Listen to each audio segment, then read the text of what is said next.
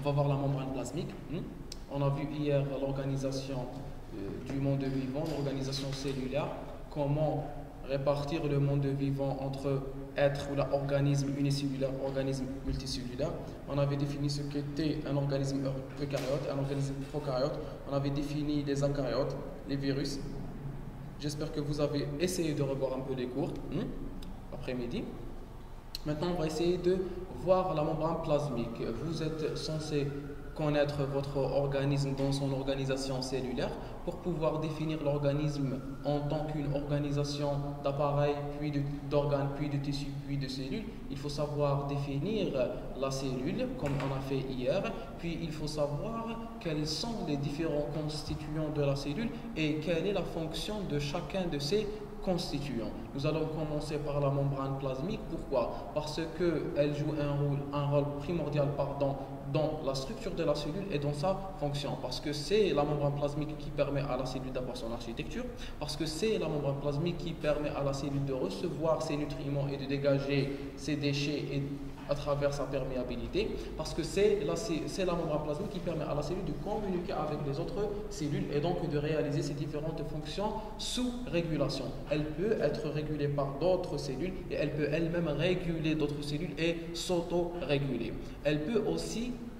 La cellule peut entrer dans la constitution de tissus à travers l'adhésivité. Donc pour pouvoir définir les différentes fonctions de la cellule, il faut passer par les différentes fonctions de la membrane plasmique qui sont l'adhésivité, la perméabilité et la communication cellulaire à travers la membrane. Pour pouvoir définir ces différentes fonctions, il faut avoir des idées ou des informations sur la structure membranaire. C'est ce que nous allons voir aujourd'hui.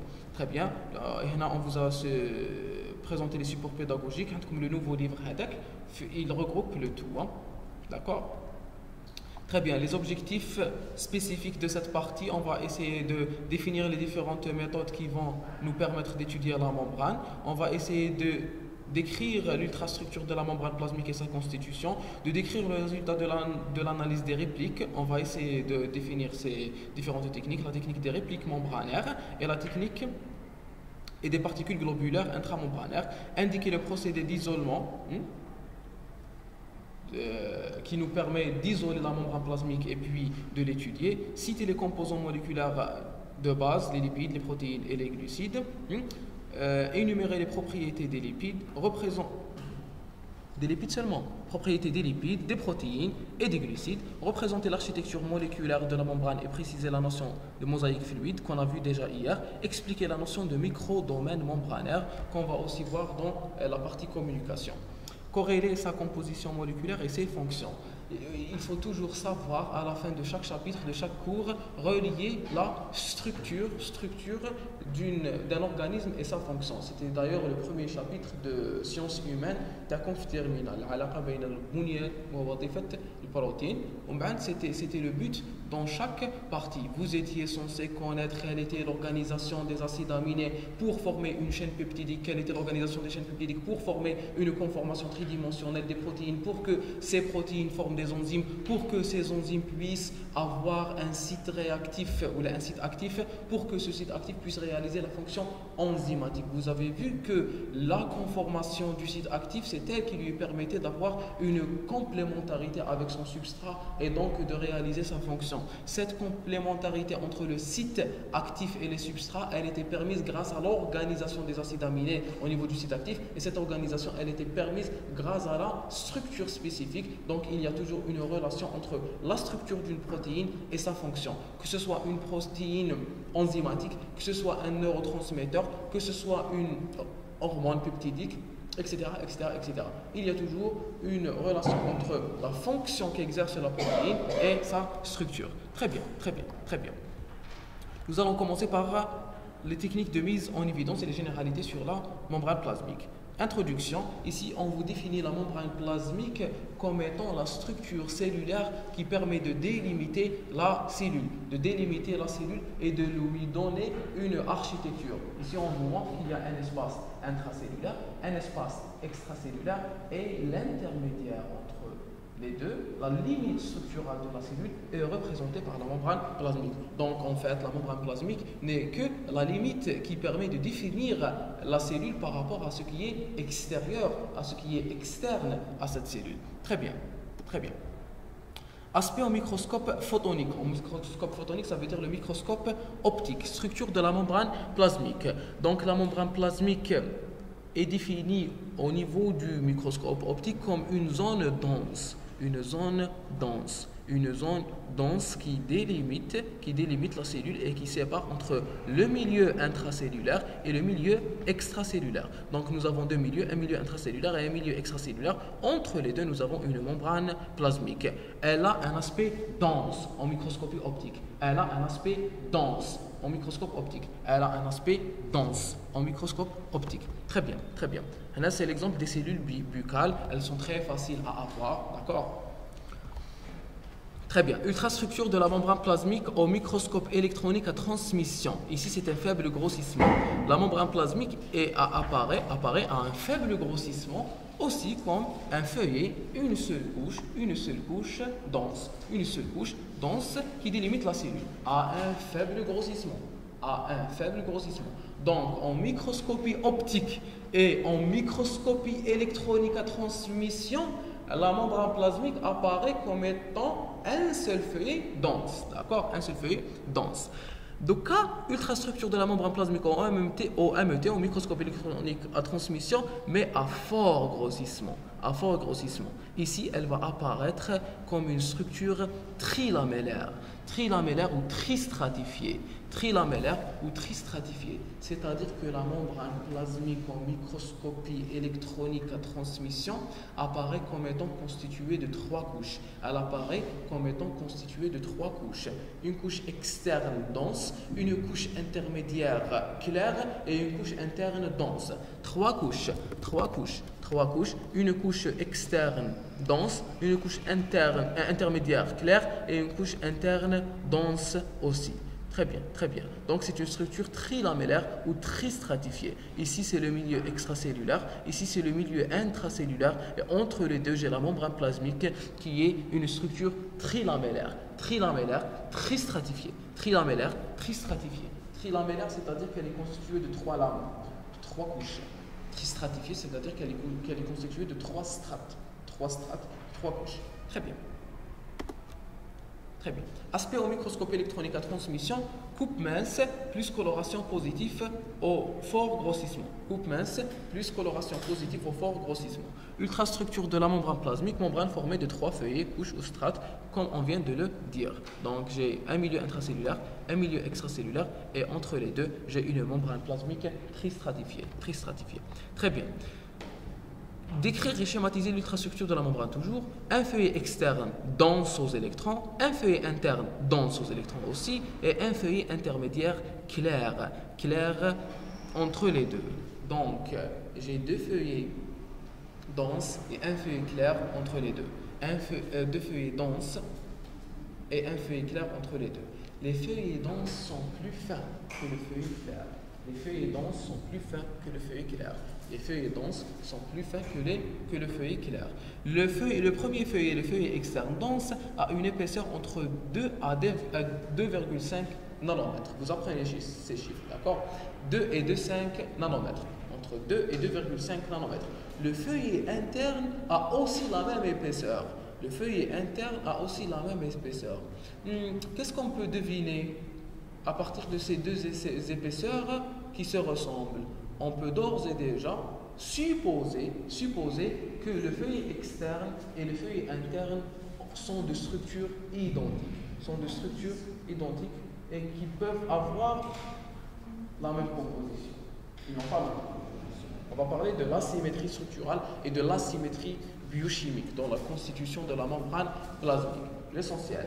Nous avons trois couches, une couche externe dense de 2 à 2,5 nanomètres, une couche interne dense aussi, et une couche intermédiaire entre les deux qui est claire et qui est de 3,5 à 4 nanomètres. Un feuillet dense externe 2 à 2,5, un feuillet dense interne 2 à 2,5 et un feuillet intermédiaire 3,5 à 4. Très bien. Structure commune à toutes les membranes biologiques. C'est une membrane unitaire. La membrane cellulaire chez les animaux est une membrane unitaire. La membrane cellulaire chez les animaux est une membrane unitaire. Pourquoi on dit que c'est une membrane unitaire? Parce qu'elle représente l'unité fondamentale qui entre dans la composition de tous les organites membranaires. Que ce soit l'appareil de Golgi, que ce soit le réticulum endoplasmique, que ce soit les vésicules de sécrétion, que ce soit la membrane plasmique. Toutes ces constitutions cellulaires sont composées de la même structure. Et c'est pour cela qu'on parle d'un système endomembranaire. On a dit hier que les différents constituants de la cellule, que les différents constituants membranaires d'une seule cellule se continuaient et se régulaient et se renouvelaient l'un à l'autre. La membrane plasmique pouvait réaliser des endocytoses pour ramener des vésicules, pour ramener de la membrane à l'intérieur de la cellule. Et le réticulum endoplasmique peut donner des vésicules pour renouveler à chaque fois l'appareil de Golgi. L'appareil de Golgi peut donner à chaque fois des vésicules intermédiaires. Et ces vésicules intermédiaires peuvent se transformer en vésicules d'exocytose. Et ces vésicules d'exocytose peuvent fusionner avec la membrane plasmique. Et en fusionnant avec la membrane plasmique, ils peuvent renouveler continuellement la membrane plasmique. Et la membrane plasmique peut réaliser des endocytoses, peut créer des endosomes, peut créer des phagosomes, peut créer des phagolysosomes, pour que ces phagosomes, eux aussi, peuvent fusionner avec les différents constituants membranaires intracellulaires. Donc que ce soit une mitochondrie, que ce soit l'appareil de Golgi, que ce soit les vésicules de sécrétion, que ce soit n'importe quelle membrane, elle possède la même structure membranaire que la membrane plasmique, et on parle d'une membrane unitaire. Très bien. Micrographie toujours au microscope électronique à transmission de la membrane plasmique. Feuillet dense externe, il est souvent plus épais. Là, on commence à entrer dans les détails. On avait dit que la structure des deux feuillets se ressemblait. L'épaisseur était comprise entre 2 et 2,5 nanomètres. Maintenant, quand on observe bien, même anatomiquement, avant de réaliser des expériences biochimiques, on peut remarquer que l'épaisseur du feuillet externe est légèrement plus importante que l'épaisseur du feuillet interne. Le feuillet externe est un peu plus épais que le feuillet interne. Très bien. Pourquoi? On va expliquer pourquoi plus tard. Car il porte un revêtement fibreux, glycocalyx ou cell coat. Coat, ça veut dire manteau. Ou cell coat, d'accord, le manteau cellulaire. Le manteau cellulaire qui est en fait une architecture glucidique qui se dépose sur la membrane plasmique. Récapitulons, on est en train d'aborder la structure et l'anatomie, et l'organisation architecturale de la membrane plasmique. Cette membrane plasmique est constituée en microscope électronique à transmission en 3 feuillets. Un feuillet interne dense, un feuillet externe dense et un feuillet intermédiaire qui est clair, qui n'est pas dense aux électrons. Qu'est-ce que ça veut dire dense, clair, dense? On ne va pas répéter tout ça, vous avez vu les méthodes d'étude. C'est-à-dire que quand j'envoie des électrons, les parties qui bloquent les électrons apparaissent comme étant denses et les parties qui ne bloquent pas les électrons apparaissent comme étant claires. C'est-à-dire que là où la structure est claire, il y a un vide, il y a de l'espace vide. Et là où c'est dense, il y a plutôt de la matière organique.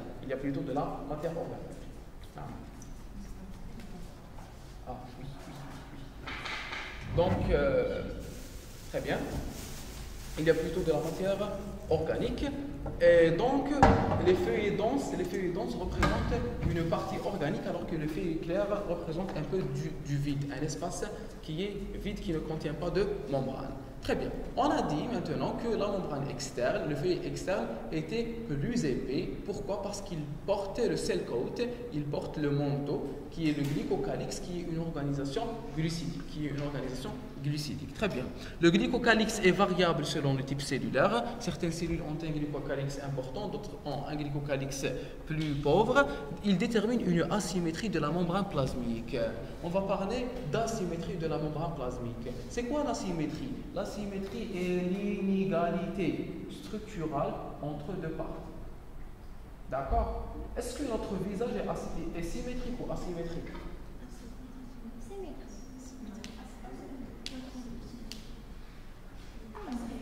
Notre visage est asymétrique. si on entre dans les détails, notre visage, tout l'organisme de l'être humain est asymétrique à un certain degré. Et plus, bon, dans la considération humaine de la beauté, bon, je ne sais pas si ça vous intéresse, mais bref, plus un visage ou un corps est symétrique, plus il est joli, plus il est beau. C'est pour ça que, par exemple, les top modèles qu'on vous présente dans les magazines, on prend leur visage, on le divise en deux, on prend une partie et on la duplique. D'accord? Pour montrer un visage qui est symétrique. Donc, ils subissent les photos les magazines, elles subissent beaucoup de transformations. C'est comme un peu les transformations que vous avez dans les applications, les smartphones, c'est parce qu'il y a ce genre de transformation. D'accord? Très bien. Très bien. Voilà. Donc, il y a une asymétrie au niveau de leur visage. Et c'est quoi une asymétrie? Une asymétrie, ça veut dire que la première partie n'est pas identique à la deuxième. Elle n'est pas identique à la deuxième. Je suis en train de parler de la membrane plasmique et je vais parler d'asymétrie de la membrane plasmique. Pour pouvoir parler d'asymétrie, il faut avoir un plan. Il faut avoir un plan. Donc, quand je dis qu'une membrane plasmique est asymétrique, elle est asymétrique par rapport à quoi? Moi, je vais étudier la membrane plasmique en supposant qu'elle est constituée de deux parties pour pouvoir dire qu'elle est asymétrique. Donc, voici le feuillet externe, voici le feuillet interne, et ça, c'est le... Et ça, c'est la partie intermédiaire. Ça, c'est le feuillet externe, ça, c'est le feuillet interne, et ça, c'est la partie intermédiaire, c'est le feuillet intermédiaire.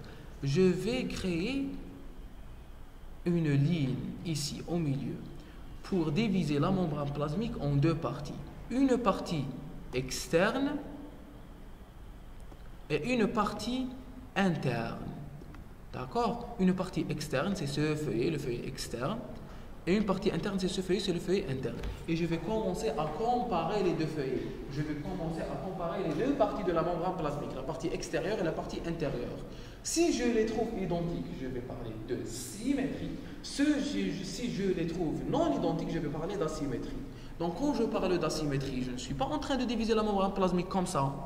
Et je compare cette partie avec cette partie. Non, je suis en train de la diviser comme ça, transversalement. D'accord? Et de comparer la partie interne et la partie externe. C'est comme cela que je peux parler d'asymétrie et de symétrie. On ne compare que ce que l'on sait ou ce que l'on peut comparer. Très bien, très bien. Et la présence de glycocalyx au niveau de la partie externe et pas à la partie interne commence déjà à me définir une certaine asymétrie entre les deux parties de la membrane, la partie externe et la partie interne. Très bien, très bien. Le glycocalyx est d'épaisseur variable selon le type cellulaire. Ici, on nous donne la cellule endothéliale, les lymphocytes sanguins où c'est très épais, l'érythrocyte, d'accord? Très bien. Et la présence du glycocalyx, décrire et schématiser l'ultrastructure de la membrane. La présence du glycocalyx détermine une asymétrie structurale. Elle détermine une asymétrie structurale. C'est-à-dire que j'ai une partie, la partie externe, qui contient quelque chose et la partie interne ne la contient pas. C'est une asymétrie structurelle. Très bien. Ultrastructure de la membrane plasmique après les observations en microscopie électronique, après coupe mince. Donc, nous avons le revêtement fibreux, le feuillet dense externe, le feuillet intermédiaire clair, le feuillet dense interne. Ça, c'est le hyaloplasme.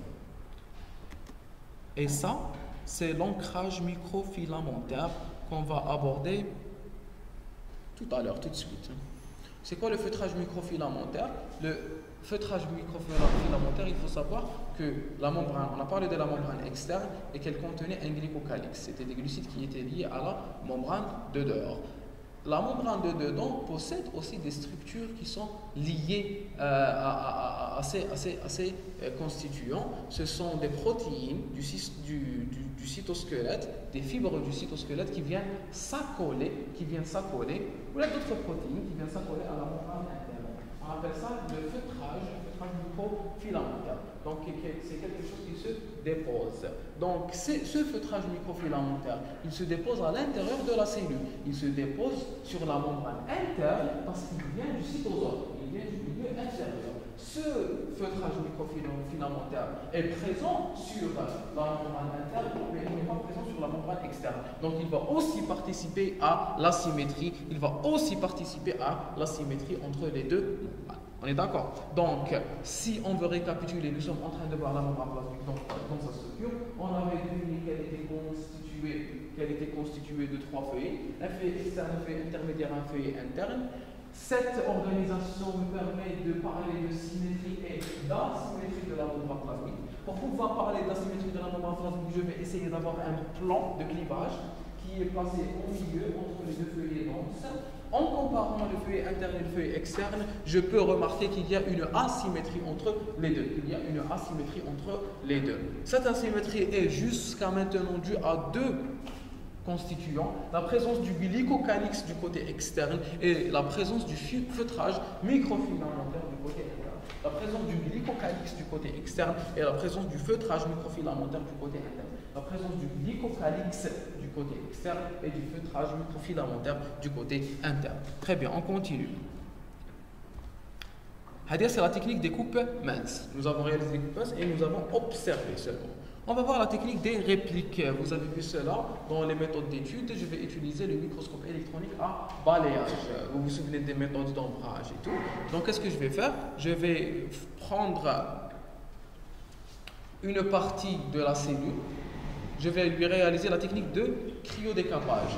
La technique de cryodécapage, elle consiste en quoi? À prendre une cellule, d'accord, à la congeler, puis à la fracturer au milieu. C'est comme si je faisais ça. Je prends une cellule, d'accord? Ça, c'est ma cellule, avec ses différents constituants, le noyau, et on va avoir une cellule qui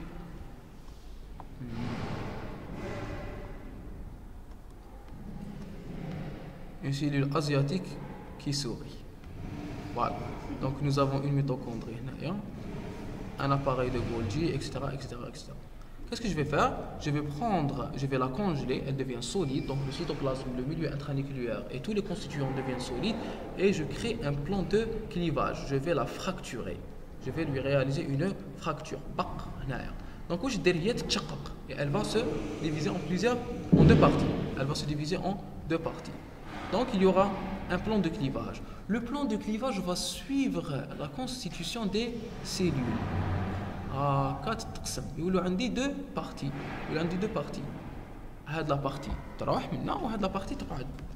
Je vais avoir quelque chose qui ressemble à ça. Donc toute cette partie, je vais l'avoir d'un côté et cette partie, je vais l'avoir de l'autre. Donc je peux deviner quelle est la constitution. Supposons que je prends un bac d'eau. Dans ce bac d'eau, je prends un sachet. Je le remplis d'eau. Je prends un sachet, je le remplis d'eau. Et je le mets à l'intérieur du bac d'eau. Donc nous avons de l'eau à l'intérieur du sachet et de l'eau à l'intérieur du bac. Le sachet est à l'intérieur du bac. Je mets le tout dans un congélateur. Je viens, j'enlève le sachet. Qu'est-ce que je vais avoir en dessous? Je vais avoir un creux, une hufra qui a la forme le sachet. Donc c'est la même chose. C'est comme un moulage. Ce moulage, il est dû à quoi? Il est dû à la présence du sachet. Même si le sachet était très fin, il n'avait pas de force particulière, mais il permettait de séparer les deux milieux. L'eau à l'intérieur du sachet et l'eau à l'intérieur du bac. Là, c'est la même chose. La présence des membranes qui définissent le noyau, qui définissent la mitochondrie, elles permettent de séparer l'eau à l'intérieur du noyau, l'eau à l'intérieur de la mitochondrie. Donc, quand je les congèle, quand je réalise une congélation, puis que je les fracture, la fracture va suivre le plan des membranes des organites. La fracture va suivre le plan des organes des organites. Et quand je vais prendre les deux parties, elles vont créer ce qu'on appelle des creux et des reliefs. Des reliefs et des creux. Comment elle appelait ça? Voilà, des reliefs et des creux, des reliefs et des dépressions plutôt. Voilà. Des reliefs et des dépressions. Très bien. Je prends cette partie qui contient des reliefs et des dépressions et puis je vais lui lui réaliser une technique particulière. Je vais lui injecter obliquement de la platine. La platine, juste pour avoir un ombrage, pour pouvoir le visualiser. Je vais lui envoyer de la platine obliquement. Puis au-dessus de la platine, je vais rajouter du carbone, juste pour augmenter l'opacité. Puis je vais regarder le tout. Qu'est-ce qu'il va y avoir? Les parties qui sont qui sont plus saillantes ou plus profondes. C'est-à-dire qu'ils vont s'opposer à un jet oblique. Puisque le jet oblique, il ne vient pas de dessus. Les parties qui sont là, que je suis en train de colorier, elles ne vont pas se colorier de la même façon. Vrai ou pas? On a des montagnes où je vais essayer d'envoyer. Je vais essayer d'envoyer des faisceaux obliquement.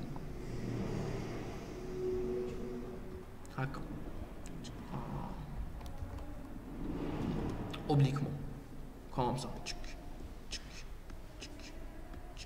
Est-ce que cette partie-là, sera coloriée comme cette partie ou cette partie? Non.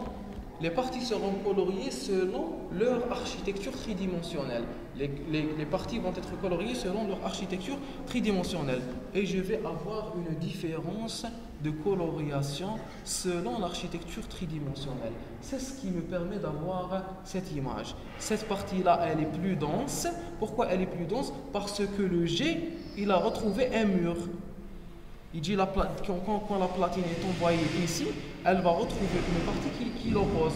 Par contre, la partie qui est toute blanche, elle est cachée derrière. Elle est ici, regardez. Elle est ici. Vous voyez, la platine ne lui arrive pas. Puisque la platine ne lui arrive pas, elle ne se colore pas. Donc elle reste blanche.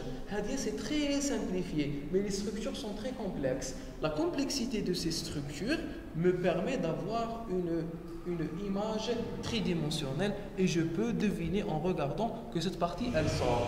En regardant, vous imaginez que cette partie elle est sortie. Pourquoi vous pouvez imaginer qu'elle est kharja? C'est parce qu'il y a une différence entre la densité d'une partie et d'une autre partie. Regardez, je prends une cellule, je la congèle, je la fracture, j'obtiens deux parties. Les deux parties contiennent des dépressions et des reliefs. Des dépressions et des reliefs, des places qui sortent et des places qui rentrent. Vous avez compris pourquoi? Je prends les deux parties et je commence à leur envoyer de la platine. Détournez de la technique, le cryodécapage, vous avez étudié. Si. Donc, vous envoyez de la platine. Quand vous envoyez de la platine, vous l'envoyez obliquement. Et puisque vous l'envoyez obliquement, elle ne va pas se fixer également sur toute la surface. Elle va se fixer sur les endroits où elle bute. Les endroits qui sont cachés derrière, elle ne s'y fixe pas. Parce qu'ils sont cachés. D'accord? Les plus exposés vont être plus denses. Où il y a des parties plus exposées que d'autres parce que j'envoie obliquement. Très bien. Qu'est-ce que je vais faire? Je vais essayer d'observer le tout en microscopie électronique à balayage. Ça veut dire quoi à balayage? Ça veut dire qu'il va regarder juste en surface. Et je vais remarquer qu'il y a des dépressions et des reliefs. Supposons qu'on les envoie verticalement. Toutes les parties seront coloriées de la même façon et vous auriez quand je prends je le fais au jambon. Il y a quelqu'un qui a يدخل داخل إذا كانت خارجة يطيح عليها. Voilà. Très bien. Donc on obtient ce genre d'image et je peux remarquer qu'il y a des reliefs et des dépressions. Très bien. Cette technique, nous allons l'appliquer sur la membrane plasmique. Qu'est-ce que je fais? Je prends une membrane plasmique. On va réaliser une réplique obtenue par la technique de cryodécapage. Membrane plasmique, elle est constituée de deux hémimembranes, hémimembrane externe ou exoplasmique, hémimembrane interne ou protoplasmique. Donc la membrane qui est du côté interne, je l'ai appelée protoplasmique, et la membrane qui est du côté externe, je l'ai appelée exoplasmique. J'ai deux membranes. Comme je viens de vous dire, je vous ai dit que pour établir une symétrie ou une asymétrie, il faut avoir quelque chose que je peux comparer. Donc je dois comparer entre deux choses. Quelles sont les deux choses que je suis en train de comparer? Ce sont le plan externe, la membrane externe et la membrane interne. Ce sont la membrane externe et la membrane interne. Très bien. Donc je suis en train de comparer entre deux membranes, une membrane externe et une membrane interne. Qu'est-ce que je fais? Je vais les cliver au milieu pour comparer entre les deux. Maintenant, on va voir comment je vais les cliver. Avant d'y procéder, l'externe, je l'appelle exoplasmique et l'interne, je l'appelle protoplasmique. Très bien. Donc, qu'est-ce que je vais faire? Je vais prendre la membrane plasmique et lui réaliser à elle-même le cryodécapage. Donc, je prends la membrane plasmique, je la congèle, et je la fracture en milieu. Je la fracture dans le plan intermédiaire, dans la couche intermédiaire. Quand je réalise une fracture au niveau du plan intermédiaire, je vais séparer et avoir deux parties. En fait, ces deux parties, c'est quoi? C'est la membrane externe et la membrane interne. Est-ce que vous avez compris? Très bien.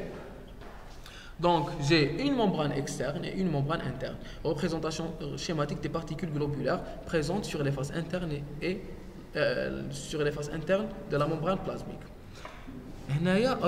Sur les faces internes. Les faces internes, il veut dire que c'est les faces internes par rapport à la membrane elle-même. Attention.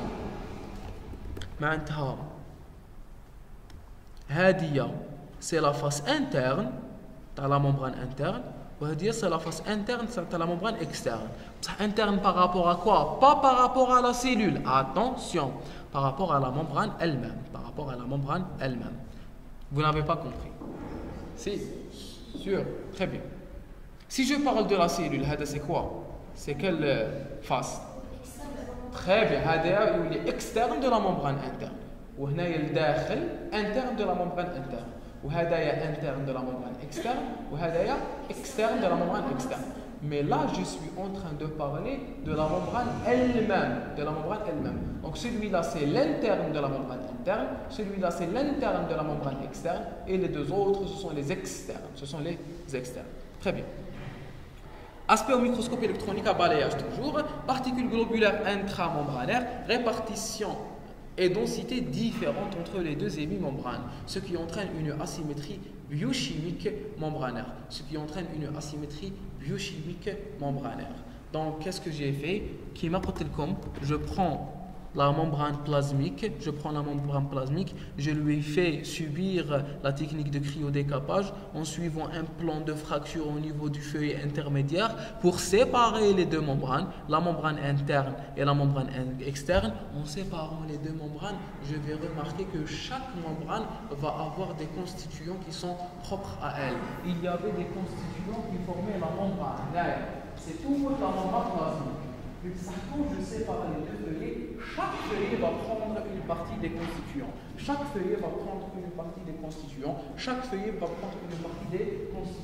Donc, il y aura une différence entre les différentes parties prises par chaque hémimembrane. Quand je prends le plan de clivage et je l'applique ici.